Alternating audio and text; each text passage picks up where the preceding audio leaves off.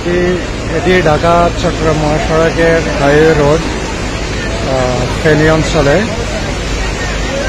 রাস্তা প্রচন্ড পানি এবং মানুষজন এভাবেই দৌড়ে ধরে রাস্তাকে পার হচ্ছে।